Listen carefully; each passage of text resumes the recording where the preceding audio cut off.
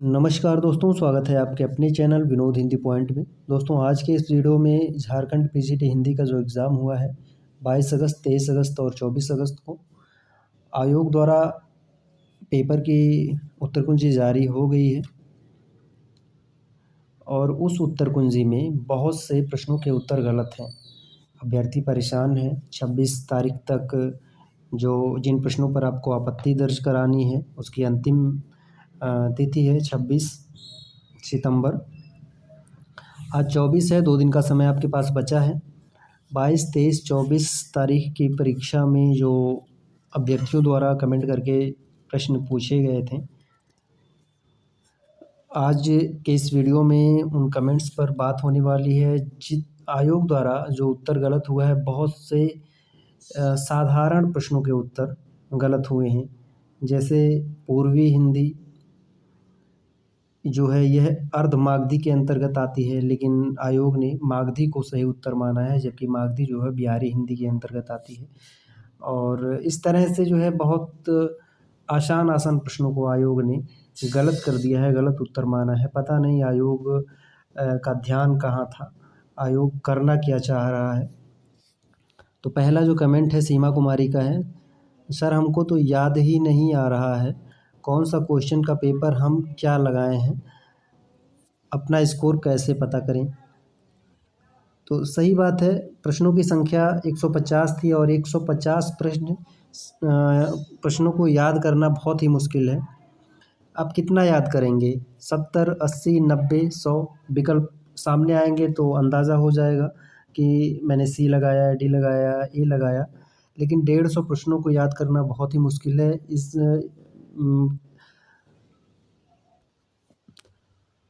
अब जो स्कोर होगा, स्कोर जब पता चलेगा तो जब रिस्पॉन्स की आएगी, उसके बाद आयोग का फाइनल उत्तर कुंजी आएगा, उसके बाद दोनों का मिलान होगा, तभी पता चलेगा कि फाइनल स्कोर क्या है।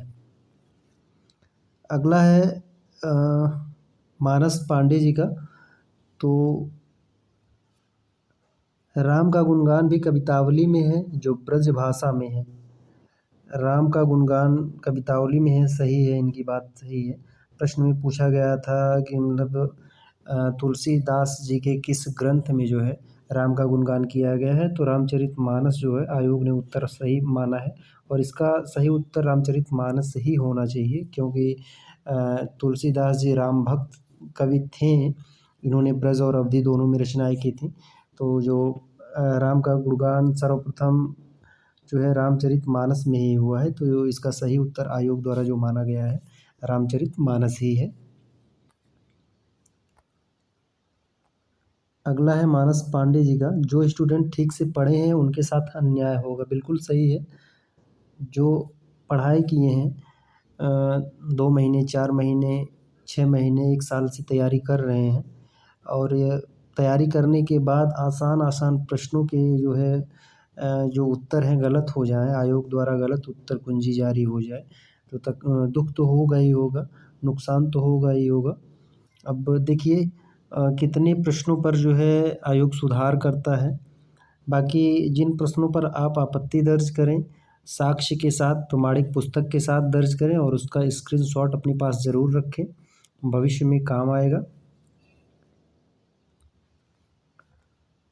उसके बाद इन्होंने लिखा है, जुनिया के पहले पति की मौत हुई थी मुंबई में, दूसरा पति गोबर था जो मरा ही नहीं था। बिल्कुल सही है।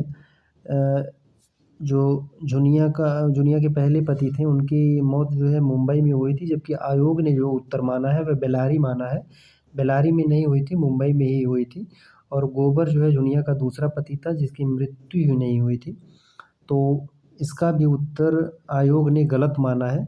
इस पर भी आपत्ति हो जाएगी, आपत्ति आप कीजिए। अगला कमेंट इन्हीं का है, मानस पांडे जी का। ये एसएससी वाले पढ़ाई पढ़ते नहीं हैं, डीपली और क्वेश्चन सेट कर देते हैं, आंसर का पता ही नहीं रहता और गलत निकाल देते हैं। बिल्कुल सही है, डीपली पढ़ाई करनी चाहिए और उसके बाद जो है जिस प्रश्न का जो सही उत्तर हो उसे उसे ही निकालना चाहिए। गलत उत्तर निकाल कर के आप अभ्यर्थी को परेशान कर रहे हैं। किस तरह से लोग तैयारी कर रहे हैं, कितनी मेहनत कर रहे हैं, उसके बावजूद आप गलत उत्तर निकाल दे रहे हैं। दुःख तो ही होगा ही होगा। इनका कमेंट बिल्कुल जायज़ है, सही है। अगला कमेंट है, सर मेरा 24 को एग्ज़ाम था, जो क्वेश्चन एग्ज़ाम में पूछा गया था वो आंसर की वाले में नहीं था। जैसे कि कुरुक्षेत्र में किनके बीच में संवाद है, ये क्वेश्चन है ही नहीं। इसी तरह से कुछ क्वेश्चन था। इनका 24 को एग्ज़ाम था, जो क्वेश्चन एग्ज़ाम में पूछा गया था वह आंसर की में था ही नहीं। ये तो बहुत बड़ी समस्या है इनकी। बहुत बड़ी समस्या इनकी है। 150 प्रश्न सभी शिफ्ट में पूछे गए थे। इनका जो है ये कुरुक्षेत्र वाला जो प्रश्न है, किनके बीच संवाद हुआ था, इनका था ही नहीं। हो सकता है फाइनल उत्तर कुंजी आए और आपका रिस्पॉन्स शीट जब आए तो उसमें मिल जाए।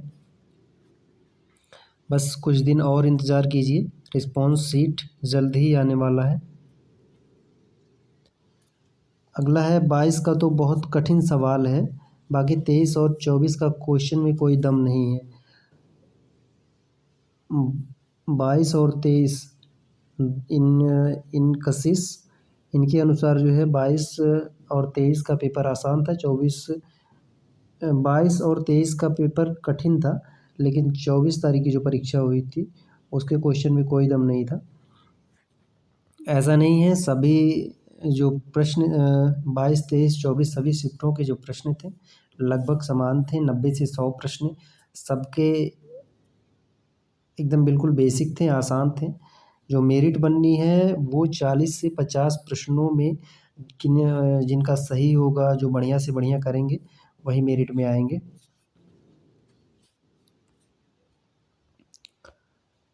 सर एक्सप्लेन अपलोड में क्या अपलोड करना है? खुद का एक्सप्लेन या जो रेफरेंस दे रहे हैं उसका फ़ोटो प्लीज़ बताएं। तो जो आप आपत्ति दर्ज कर रहे हैं, सबसे पहले आपके अनुसार जो विकल्प सही है ABCD, उस विकल्प का चयन आप कर लीजिए। अगर मान लीजिए आयोग ने B माना है और आपके अनुसार A सही होगा तो आप जो है अपने विकल्प का चयन कर लीजिए A। उसके बाद जो एक्सप्लेन करना है 200 अक्षर के बीच होना चाहिए, 200 अक्षर से ज़्यादा नहीं होना चाहिए। और जो भी आप एक्सप्लेन कर रहे हैं वह अंग्रेज़ी भाषा में होना चाहिए, हिंदी भाषा में नहीं चलेगा। अंग्रेज़ी भाषा में लिखिए, एक्सप्लेन कीजिए। उसके बाद साक्ष्य के तौर पे उस प्रश्न का फ़ोटो अपलोड करना है। जो उत्तर आपके हिसाब से होना चाहिए उस उत्तर का जो है फ़ोटो अपलोड करना है। फ़ोटो जो है 50 KB से लेकर 50 KB से 200 KB के बीच होना चाहिए। फ़ोटो 50 KB से 200 KB के बीच होना चाहिए। उसके बाद फाइनल सबमिट कर दीजिए आप। सर केवल पेपर 1 का दे रहा है और हिंदी का डाउनलोड कैसे करें? तो जो एडमिट कार्ड है आपका, एडमिट कार्ड में 2 रोल नंबर दिए गए हैं। एक तरफ पेपर फर्स्ट है और एक तरफ आपका सब्जेक्ट हिंदी का है। तो हिंदी वाले में जो है रोल नंबर सेम ही है, लेकिन हिंदी वाले रोल नंबर में आपको जो है ABCD करके दिया गया है। तो आप यह रोल नंबर जब हिंदी वाला डालेंगे तो आपका हिंदी का पेपर खुल जाएगा। सर आपने यह हिंदी का प्रश्न पत्र कैसे डाउनलोड किया? मेरा तो डाउनलोड ही नहीं हो रहा है। सेम समस्या है आपकी। जो प्रथम पेपर का रोल नंबर है उसे आप प्रथम पेपर में डालिए। उसके बाद जो आपका हिंदी का रोल नंबर है उसे आप हिंदी वाले में डालेंगे तो आपका प्रश्न पत्र खुल जाएगा। रोल नंबर सेम है, बस लास्ट में आपका ABCD करके कुछ दिया होगा, वही आपको अलग से लिखना है।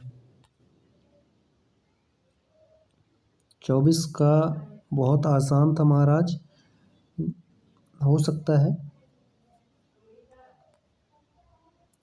24 अगस्त को प्रश्न 44 भी गलत है। रसवादी आलोचक डॉक्टर नगेंद्र होंगे, ना कि अज्ञेय। सही बात है, रसवादी आलोचक के रूप में डॉक्टर नगेंद्र को जाना जाता है। अज्ञेय जो है मनोविश्लेषणवादी आलोचक के रूप में जाना जाता है। और इस प्रश्न का जो उत्तर आयोग ने माना है वह अज्ञेय को माना है, बिल्कुल गलत है। ऐसे बेसिक प्रश्न जो होते हैं, इन प्रश्नों को पता नहीं आयोग कैसे गलत कर देता है, तो इस पर भी आप आपत्ति दर्ज कराएं। आयोग द्वारा जो उत्तर माना गया है अज्ञेय को माना गया है, लेकिन सही उत्तर इसका नगेंद्र होना चाहिए। परमाल रासों की रचना जगनिक का है, बट आंसर नरपति नाहर ने दिया हुआ है, बिल्कुल सही है। परमाल रासो आलखंड के नाम से जाना जाता है, यह जगनिक का है। नरपति नाहर ने उत्तर दिया है, नरपति नाहर लिखी रचना का नाम है बीसल देव रासो। इस पर भी आप आपत्ति दर्ज कीजिए। और आपत्ति दर्ज करने के साथ साथ आप प्रमाणिक पुस्तक के साथ आपत्ति दर्ज करें और जो है उसका स्क्रीनशॉट अपने पास ज़रूर रखें।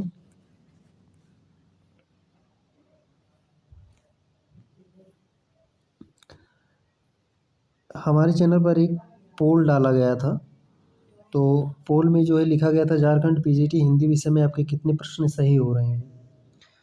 95 से 105 तक जो है 30% है, 105 से 115 15% है, 115 से 125 20% है, 125 से 135 यह जो है 18% है। अनुमान लगाना मुश्किल है, यह 17% है। अनुमान लगाना मुश्किल तो है ही है, क्योंकि 150 प्रश्नों को याद करना बहुत ही मुश्किल है। और जो कट ऑफ जाएगा, लगभग जो अनुमानित कट ऑफ जाएगा, उसकी वीडियो कल चैनल पर अपलोड हुई है। अगर आप अभी तक नहीं देखे हैं तो जा कर के देख लीजिए। इसके अलावा अगर आप EMRS की तैयारी कर रहे हैं, जिसका एग्ज़ाम जो है 2-3 महीने में होने वाला है, तो आप चैनल से जुड़ जाइए। बाकी वीडियो पसंद आया हो तो वीडियो को आप शेयर कीजिए। मिलते हैं अगले वीडियो में नए प्रश्नों और नए तथ्यों के साथ। तब तक के लिए नमस्कार।